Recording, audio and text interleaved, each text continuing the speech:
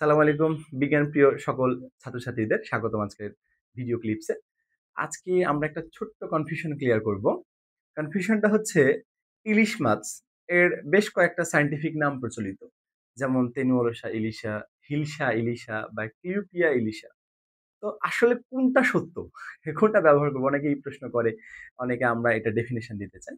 আমরা ছোট্ট একটা ডেফিনিশন দিলে এই জিনিসটা একদম ক্লিয়ার হয়ে যাবে ক্রিস্টাল। কারো কোনো মনে প্রশ্ন থাকবে না যে আসলে কোনটা ইউজ করা দরকার। একটা টার্ম আছে সেটা হচ্ছে সিনোনিম বা প্রতিনাম।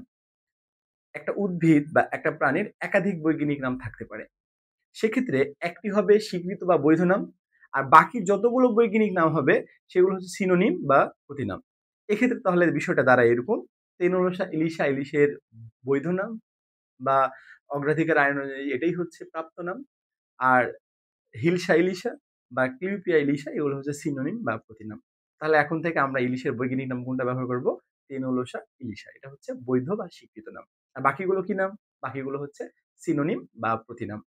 আমরা শর্ট ভিডিওর মাধ্যমে এই ছোট, ছোট কনফিউশন গুলো ইনশাআল্লাহ ক্লিয়ার করব। ধন্যবাদ সবাইকে। আসসালামু আলাইকুম।